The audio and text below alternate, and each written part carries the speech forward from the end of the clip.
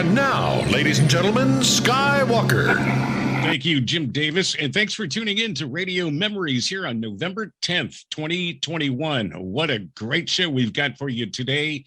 Superstar, radio legend, Bobby Ocean, the guy who's been up and down the California dial. And this guy is so special with his delivery, his style, his unique way that he communicates with his audience. And he is going today to share his big box of radio memories. And joining us from his home in Modesto, California, the one and only legend, Bobby, what a guy, Ocean. Hey, Bobby, it is so good to see you, my friend. It's great to be seen too.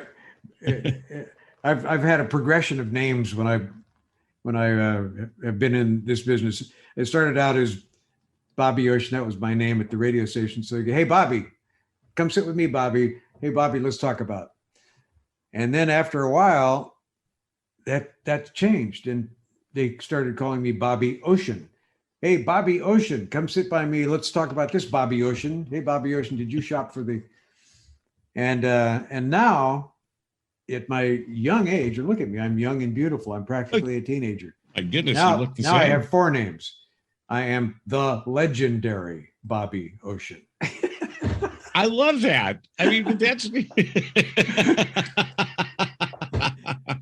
Well, you gotta ELBO, I guess. You gotta love it, though. Oh, it's fun. I fell in love with radio at a younger age than I am now, which turns out to be very much younger. Well, can we start out? Where does your career? Where does Bobby Ocean begin his career? Well, I started out without that name, and on the Monterey Peninsula is where I say I started out. The truth is, I actually had one job just before. What happened is I was a cartoonist trying to get published, and I would send gag cartoons into all the magazines that I could, and the radio's on in the background. And I whipped out a cartoon of what their promotion at the time was the 50-mile hike back in the Kennedy days. Get exercised again, you fat, ugly Americans. And so they joined the disc jockey on the 50-mile hike. Along the way, we'll pass out candy bars and all that and say hello. And that was their promotion. So I did a picture of this hulking figure of I don't know what, they didn't use steroids in those days, but if they did, he would be the one that would be the reason why you're not supposed to. Hulking guy with a helmet on, and he was the 50-mile hiker, and he had, just like Mad Magazine, they'd say something about the helmet and the arrow would point to that. They'd say something about the shoulders and the arrow, the boots, and so on. And I just sent a fan cartoon into the radio station. Well, they contacted me that they got my cartoon. Right away, I'm just out of my chair because I had been sending cartoons in for months to magazines and getting the rejection slips. That's how you start out. You get published. It's wonderful. And I'd met the cartoonists in my area and gotten advice from them and so on. But I got response from a radio station. Would you come and draw our disc jockeys for the music survey? Yeah. Yeah, but I have to come and see him, almost a deal breaker. I know I got to be there though. Oh yeah, come on down. Well, okay. So then I'm down there and I'm introduced to the disc jockey when he's on the air, and he's just become friendly, and I'm taking a couple of different positions, sitting on the floor and just chatting with him. And I became the station cartoonist. So every week there'd be a disc jockey cartoon on the survey or something, and I'd be in the background. I became the gopher, and I realized as I'm drawing the disc jockeys, though, I can do that. I could do that. You just say stuff and play records. I happen to have content. I didn't think in those ways but I realized I could do that. So when I was the station cartoonist during the day, I would come at night and practice being a disc jockey. And about 6 months later, I took a tape to the program director, Don Hoffman, pipe smoking Don Hoffman. Looked like a disc jockey, an older AOR disc jockey, or middle of the road disc jockey, we call him. But he believed in me. He says, yes, I will give you a recommendation, and you can have the job here in November. This is early spring, because Buzz is getting transferred out of the Army, and this is part-time for him. So now, those days I was hitchhiking around the United States, and I realized this is probably my last time, and I even got a job for a couple of weeks at a station in Panama City, Florida, lying to them that I had worked at other radio stations and back east in California. I mean, back west in California. I said I worked at K, and then just made up alphabet, just made shit up. I said, here's my tape. And the guy took my tape and he went like this and dropped it in the trash can. And he said, read these papers. I pulled some stuff off the wire and had me read that. And so I did, and I got the job, and I was actually there for about a couple of weeks. And then I got called into his office and fired. And they say you're not in radio until you get fired. So I got hired and fired right away. And why did I get fired? What did I do wrong? Can you tell me so I won't make this? No, it's okay. He says, you're making $60 a week. We got a guy for 45. Okay. I thought, okay, well, I feel wonderful. Give me some money and I'm back on the road hitchhiking again. I have a job already in November. So the staff cartoonist became the radio disc jockey at KMBY in Monterey. And from there, a couple of years learning the finances, I'm just a kid, how I fit into society, what kind of money I'm going to require, a car and all this business. And finally, that was a big station, KMBY. It was, to me, the only one, and it's certainly just about the only one in the Monterey area. There was KDON and Salinas and so on. But these were the early days. They had some good people there. Well, isn't that where Robert W. Morgan? When I got the job there, I found this box of all these air checks over the years. People wanted to, get a job there. And now I'm practicing how to be a disc jockey. So I know the production room. So I take those tapes and I'm listening to them. And here's this guy, and I know that voice, I know that delivery. But he calls himself Mark Carroll. That's Robert W. As Mark Carroll when he was in the Army at Fort Ord working part-time at KMBY. Mark Carroll. Wow. We all have people we look up to. And if you listen to Don McKinnon, if you can find some of them, you'll hear where Robert W. is deeply impressed with Don McKinnon and his attitude. And oh, you can tell that was his that he looked up to. Oh, you can tell easily. Yeah, I can. I can hear it right there. He's just doing McKinnon, and then you become that. Like I've stolen from all these announcers and disc jockeys in my career, but after a while that becomes what I do. What's my suppressed excitement voice? Not you can win thousands. It's you can win thousands. Yeah. And how do you do that? Well, that came from the fact that I didn't have the deep voice like the rest of them. I have this voice that cuts out at the bottom. It's husky at the bottom, not deep and doesn't grab. I didn't know, but later on, they do researches on you when you're in the majors, and they've handed me some back that they did on me without me even knowing it. And it turns out that my voice always tests really positive females. Because that bitey thing that Van Dyke has, that scares the women away. Not scares it psychologically. It's not as friendly as my husky thing, I guess. Yes. So I thought, that's interesting. I'd rather have Charlie's voice, but but at least I got something going. Well, there was something just so inviting with your promos, from Cal Jam 2. I can't even do you anymore. I used to do impressions of you so well, but I a lot of air in your voice and you got me down. It's just, I haven't done not enough. Just voice air.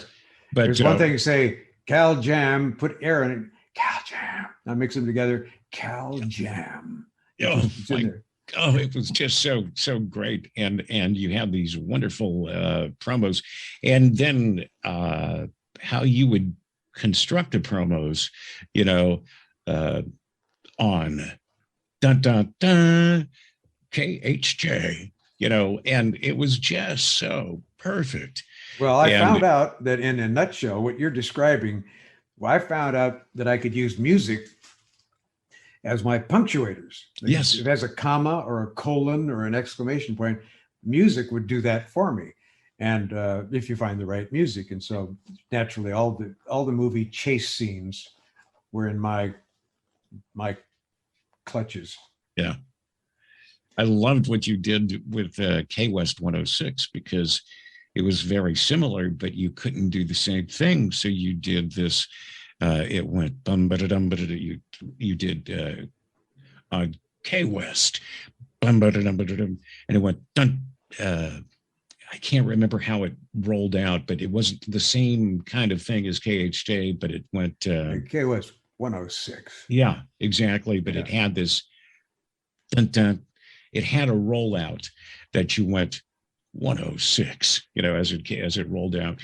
It was beautiful. It was beautiful. Things are different. The thing is that at each station, there's an ambiance there, and you're either encouraged or not. And it doesn't seem like you're going to get it from the program director or anybody who hired you. It's going to come from your fellow disc jockeys, I guess. It really could come from anywhere. But there's nobody in the studios anymore. You know, the studios are pretty much empty. And when you have voice trackers, you don't have, you know, fellow disc jockeys anymore, you know, back to back. You don't have the guy following you or the guy on, you know, before you. Well, you're kind of almost saying that there's nobody in charge of the production room. It's just another room. Right. There's no production director. And you're probably right. If there is, his job is not, it has nothing to do with creativity. It's get out 85 of these. And jocks it used to be like Eric Clapton plays his guitar every day.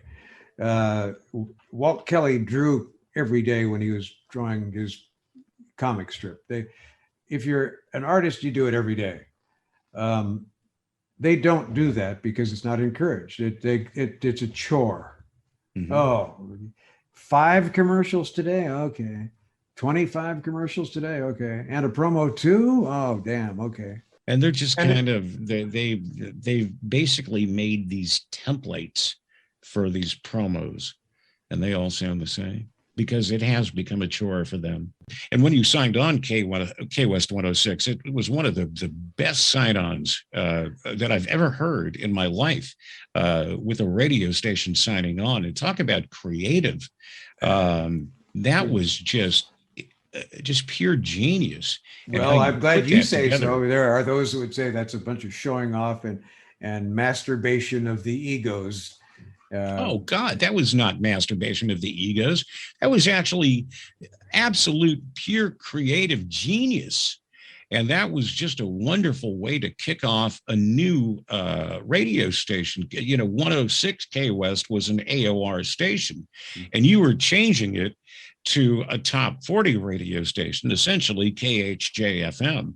And what you did with that promo was just sheer genius. I mean, you don't hear that stuff anymore. If you want to hear the same thing, you'll hear, coming up on this station, coming up on this station. They all sound the same. All the promos sound the same.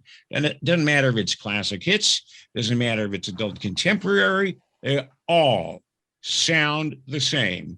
What I want to know is what happened to the production rats like myself who really like animating commercials or production. I see a piece of copy. I don't just see the words. I see exclamation points. I see headlines and smaller letters and, you know, asides and all that. It's there if you want it. It's available. It's been done, you know. And my friend Benny Martinez is the one who had taken me over to 6430 Sunset Boulevard, and he says, "Yeah, this is the new station," you know, and then we ran into you, and he goes, then he says, you know Dave, and I go, and by you said, yeah, I know Dave. K-Hits 97, right? And you go, and I said, yeah, you remember, and so we shook hands, and that's the last time I saw you. And it's I was so glad you were a part of that radio station. I complimented you then on the promo, the kickoff promo to K West 106. I said that was one of the most creative, and I have heard some great promos, kickoff radio stations. Don Elliott had put a great promo together when KIIS, KKDJ became KIIS FM and AM, but nothing in comparison to what you had done with that K West promo. That always sticks in my mind. I mean, just one of the most creative. That's still floating around here somewhere, isn't it? I've got it here on tape. I've got it. Yeah, I've actually played it in one of the shows that I've done. Well, here's the thing about K West that brings me some satisfaction. It was another station before we came along. Oh yeah, it had years of being an AOR, but when you say K West, they automatically talk about Chuck Martin's station. Oh yeah, they don't talk about the other stuff. Well, it's because 106 K West had no listeners. You know, the sad part about this is Frank DeSantis was the last guy on 106 K West, and they did the top 10 or top 5, I don't remember what it was, AOR songs countdown. And they had reversed in the last hour. Instead of calling it 106 K West, they were starting to call it K West 106, although they were still AOR. And Frank DeSantis is the last AOR jock, and he says, and the last song on the AOR countdown is Led Zeppelin, Stairway to Heaven, and I'll see you later. Of course, I don't think we ever heard from Frank DeSantis again. I don't know. But anyway, the song fades out, and there's some dead air, and you actually hear the processing. I mean, literally, and I have it here on the pad, and because you can literally hear the processing kick in. I mean, that's K 106 K West had no processing whatsoever. I mean, zero zilch that you can actually hear K West 106 when they kick in the processing, and it's about a half a second before your promo starts. So the processing kicks in, you can hear it, and then all of a sudden, this will be our year, took a long time to come. Bing, ding, ding. What a fucking great, awesome promo. And to this day, I still listen to that promo just because it's so fucking awesome. I mean, talk about creativity. I don't know how long it took you to produce that, but it was so fucking good. I mean, there's just no comparison to that anymore. And I keep trying to find something like that now. I remember that the feeling at the radio station was much like that when Elvis died. Turmoil. And out of that, we were making reports, and on the air, it sounded very smooth. At K West, the end of one regime and another coming in, all the guys on the new team, Chuck, and they're all in music. They're meetings up to the last part of the day about music. And they just gave me the production.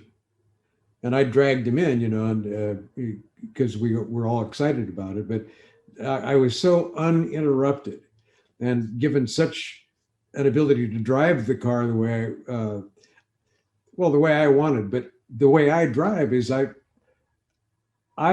watch my programmers, I watch the information and the story, and it tells me what the car is going to be, you know, how it's going to go. But in this case, I've been with these guys for many, many years, but also for just the last couple of weeks, just on top of each other. So I knew exactly what was going on. They knew different pieces of it. We'd laugh and talk about this music instead of that. The Ted Nugent Wango de Tango bit. Love that. Yeah. I just love that. So I knew we were making fun, but figured, so what, you know, at this point, we have to drive away the old audience. Whatever that meant. I Yeah. love that. and then that away. And we're happy to have you along for the ride. I mean, just every fucking word was well thought out. Just everything you did in that promo. I'm sorry, now, you don't find it that. I haven't heard that for probably for forever. Oh, it's something. Is it on SoundCloud someplace where I can? I think I can pull it up here. 11.5 minutes and counting. If you're breathing. Well, you hear folks, this? we're just about down. Yeah. Can you? 9 minutes till 6 o'clock at K-West 106. The final selection in the top 10 AOR countdown, starting That's Frank. with, we had 10, working our way down through the number 1 spot here. Led Zeppelin on K-West 106. I'm Frank DeSantis. I'll see you later. Frank had this very clean delivery, just so clean. Listen to this.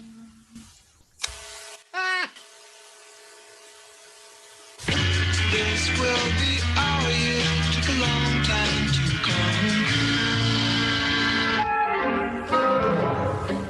come. Before 1975, KWST radio had played soft, soothing music. Within the radio and record industry, this type of airplay is termed beautiful music. While on the streets, this kind of sound is called elevator music, or music to die by. Then came 1975, and the sound of K-West changed.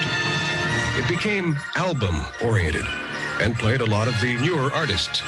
The music was generally very loud, and there was enough so-called heavy metal on the air to reconstruct the LA Coliseum so the Rams wouldn't have had to desert the City of the Angels in the first place. But there were some great moments and great artists. We salute the way it was as we began a new updated cycle. We hold our glasses high. Remember the talent and imagination of some of the real greats. Voices that carried their special message to us. Like...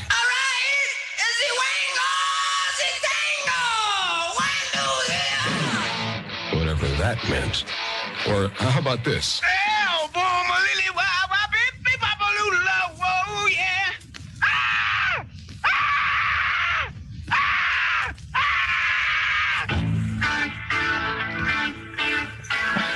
Sometimes the messages were clear and the profits very dear. The line it is drawn, the curse it is cast, the times they are a-changing. Still true. The times continue to change, and K-West changes right along with all of Southern California. We go forward, boldly, into the 80s. That away. And we're glad to have you along for the ride. Hit it. The greatest hits of all time. All the time. West 106. KWST. Los Angeles. All right, it is time. It is time to wake up the people of Southern California. At long last, a place on your dial to make you feel alive. And now is the time, and this definitely is the place. So on behalf of the entire staff of the new K-West family, this is Chuck Martin. Welcome to excitement. Welcome to real radio. Welcome aboard the starship of the 80s. Let it roll. K-West 106, where London and... I remember everything from discussing which lyrics on the Dylan, which song, which lyrics from the song would be the most pertinent, all the way to the Chucker ID, which I fought them on that one for days. They slowed the tape down so his voice would be a little lower. I could tell. Don't do that Yeah, shit. you could tell. I don't know why they made. Why didn't they have you do the ID? Oh, Because that's he's not trying the point. to The point sound- is you don't do that in L.A. You know, He's trying to but he's trying to sound like you. He's going KWST, and it's going no. You can't possibly sound like Bobby Ocean. Let Bobby do the ID. That was one of those things that this old radio rat walked in, and I realized the situation. These guys had been making that for how many hours, and they had fallen in love with it. Oh They fell in God, love it with was their horrible. shit. It was horrible. Well, And then they finally got rid of it and used Mark Elliott. yeah. And I didn't think and that I didn't worked. want them using me because And I didn't think that worked either because Mark Elliott was like kind of pukey with it. It was like the greatest hits of all time, all the time. KWST, Los Angeles. And it didn't have the right sound. So, the sound should have been your voice on there because that was the sound that the jingle was made for. If you're not going to use Paul Frees like you did at KHJ because you can't afford him, then use Bobby fucking Ocean. He's right there. And obviously there's some things that have happened in my world that have set me aside. I was out of a job. All of a sudden, another friend of mine went the rounds of California. I didn't want to work anywhere else. And so we went to the stations I had no business going to, but he wanted to go. So I did drop a tape off there. And among them was KFRC. I had no business being in the front door. KGB, maybe one day. Kino. The thing is that Bill Drake and his organization got these 3 air checks from Bobby, except I was Radio Ray Farrell in those days. I was Captain Turntable. They got these 3 air checks from Captain Turntable from 3 of his different program directors, and they, who's this fucking guy? So they listened and they realized, I'm really green, but he's got the possibilities. So they had me come in and I talked to him, and I'm talking to, I'm in Beverly Hills, you couldn't be more intimidated. And they have me drink a couple of cups of coffee while I'm waiting, so I'm just, Bill Watson pulls me up to a little closet area. It's just about a closet, a roomy closet, had a desk in it, and like this bookcase full of air checks. And I see all the names of disc jockeys I know, and they're all trying to get a job like I am. And he's talking to me. And it looks like I might have a job, And all of a sudden, this voice from above my head booming from heavens just goes, "You're not going to be some kind of a star, are you?" And I look up, and it's Bill Drake, 6 foot something, looking like 9 foot something, because I'm in a chair. I don't know where it came. I remember what came out of my mouth, but it's like I had rehearsed it, but I didn't. It just whoop. I said, "Oh no, sir, just a business to me." Yeah. Well, you start Monday in Fresno, Kino. Your name will be Johnny Scott. And so there I go, and I learned the basics of boss radio and how you do it their way. They're telling me you have to forget everything you know in radio and do what we tell you. Well, you don't have to forget everything. There's styles and so on. But you have to leave those at the gate. You have to come in naked, be a trainee. Right. And I thought that was good because as things came in, I could choose them more clearly now, and or not. So I became Johnny Scott, discount DJ at Boss Radio. And about a couple of months later, I got a call from Watson again. He said, "Johnny?" "Yes, sir." Still not used to being Johnny. "Yes, sir." "You still interested in going to San Diego?" He said, "Oh, yes, sir." Because most jocks want to go to KHJ or KFRC, and I wanted to go to KGB, and I let it be known, I want to go to San Diego. "Do you still want to go?" I said, "Oh, yes, sir." "Will you start Monday?" "This is Friday, and your name will be Bobby Ocean." And I thought, why don't you just name me Alvin Avocado? Bobby, I couldn't. So I said, well, I'll make it work. So I go there, and you become the name, and as you know, within a couple of days because you're saying it so much. Yeah. And I realized if I put a hipness on it, then this will work. If I just make it a clown, it won't work. Right. But if I make it a hip guy, it'll work. It'll work. And that's what happened. And I thought, oh, it'll work in San Diego, but I'll have to change it again when I go to San Francisco because, come on, Bobby fucking Ocean. But no, it became who I thought you it are. was the hippest name. I thought it was the coolest name. In about a week, I realized I could push it in that direction. And after a while, it became the best name at the station. People are telling me, what a great name. And I realized I did it. I made it work. You know? Yeah. Phew, Yeah. phew. Yeah. And so I kept it when I went to San Francisco. And really, I didn't want to be in any other state. California was it for me. I had hitchhiked across the United States a half a dozen times. I'd seen what was there, and I preferred California. Yeah. And I realized they have it. They have small markets, medium and large. I could do the whole career here. And everybody's telling me, it doesn't work that way. So Well, I said, oh. But it turns out that's the way I made it work.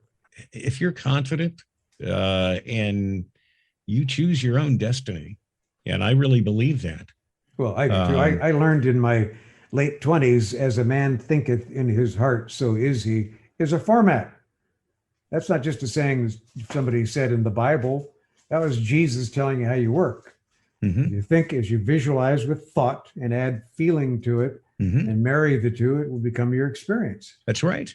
And so that's what I've been doing since San Diego when I first realized that that's the actual format. And now I knew I'd get a job when I needed one, where I needed one.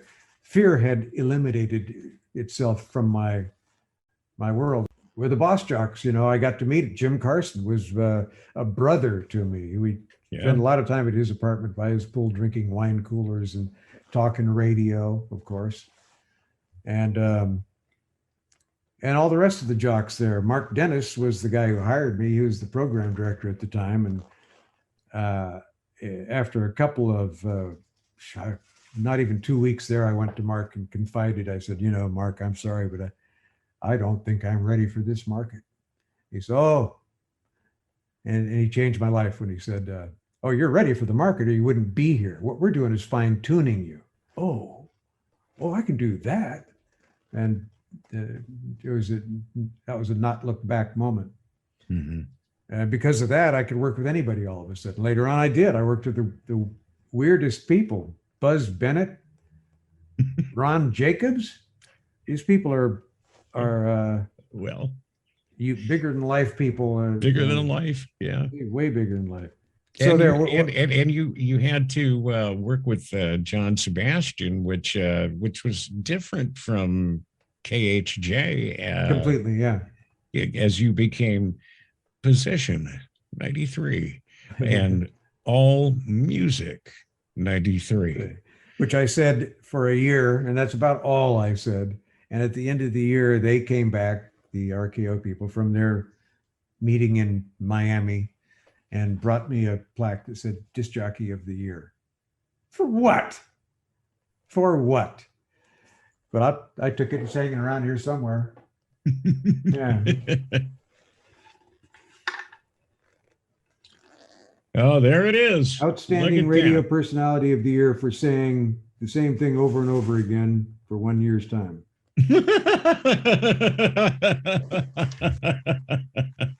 That's great. Just behind me is a bookcase. One of these rows is books written by people I know, like Jerry Cagle. Yeah. Yeah.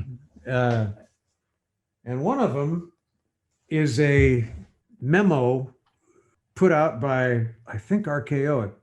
I'm not sure, but one of the majors, saying, here's what not to do on the radio. And then you read it, and it's all the screw ups that people all over the world have done, and it's just great reading. It just, this is fantastic. Oh, I'd I love didn't to mean see it to be. that. It's a serious thing. Don't do this. Don't make women die on your morning show by forcing them to drink too much water. Remember Brother Tom Dooley? Oh yeah. That was but that was a major no-no for the Boss format. But what he said was so harmless. I believe Richard Nixon, President of the United States, and his close associates should be thoroughly investigated in regard to the concept, design, and I execution. understand everybody ran frantically Oh yeah. towards the air studio. Oh yeah. That was same thing as bringing a gun in. Yeah. That you had not only broken the format, but you repeated it. Just in case you didn't hear me, I Yes. said, In yeah, case you didn't hear. yeah. So he's saying, And the board op got blown out for letting that happen too, for not killing the mic and going into a song, Well, that was a shocker. I don't know if he could collect himself. Maybe, I don't know. Who knows what? I wasn't there. I was at KFRC at the time, Yeah. and I got a tape of it. And that was an audio suicide. That was just a career. My career is over at the kind of a moment. Now I look at it and go, too bad you got all political and lost a good job. Politics are always going to be wacky. I couldn't be happier to be born, by the way, where we are right now, where it's completely hitting the fan. The funny thing about that story is people are still getting fired for saying anything political. So they still don't have that freedom, you're even right. though that Tom Dooley went on and said that about Richard Nixon. Yeah, that wasn't so much a political thing. It was very political. I mean, but that was a format breach. That was the bigger sin of the two sins. That was the big one, because you can go on a talk show and say that kind of stuff, but you can't say it on Boss Radio. No. And so it was a shocker for everybody. And me, I've never been that kind of political. I see things going on as you do now. I know who I vote for and who I don't vote for. And I feel that there are, put this in the nicest way possible, improprieties going on in voting and just about every level of the government, to tell you the truth. Every level. It's pretty bad, but I'm glad it's being shown. I think we're going to be talking to each other on a Zoom can on a string for a couple of years until we get on the other side of this, but I'm sure that we will. When I say we, I mean we as a country. Oh, yeah. Because let's say you and I are on the same side politically. Well, the guy next door isn't. He's got a flag, and he's pissed off. Don't be pissed. Don't be pissed. We can have difference of opinions without you being pissed. Yes, but it's my money. Yeah, mine too. Very, very strange time in the country right now. The divisiveness is it's all over the place. It's really not good enough. First of all, you don't make it. I feel I've been played for my entire career because I was willing to do anything. That's what's kind of sad is we were played. We were, yeah. Well, live and learn. I don't care how old I am when I find out. I care that I find out, because I look at it now not on age or me in a body and a timeline anymore so much. That's not the only game in town. It's also consciousness. I'm playing in the game of consciousness, something we all share. And if we learn this in our lifetime, gets passed on in the consciousness field of information for all other consciousnesses who bump into it. And knowing that, it's not just us discovering it and writing it, but also the way we do it. Let's not get pissed off. What if we could do this without getting pissed off? What if we can kind of do it going, I'm kind of glad this is finally writing itself. Sorry, I used to think Hillary was somebody I would want to dance with at the prom, but I don't feel that way anymore. Right. But that doesn't mean I have to go nuts about it. I think she's done that for herself. I think the people who are as evil as they can possibly be have built a very tiny world for themselves that they have to control, and they're missing the infinity that's inherent in consciousness. That's right. Infinity, no borders. I recognized that when I was on the radio station at a very early part of my career. We'd be showing the control rooms, and I never saw a control room. I saw a portal to infinity. Yeah. And all I have to do to get there is open this one mic. Stay tuned. My interview with radio legend Bobby Ocean concludes next Wednesday. Same bat time, same bat channel. Check out past interviews on the Radio Memories YouTube channel and on Spotify. Click the links. This is Maggie McKay for Radio Memories, a Dave Schuyler production.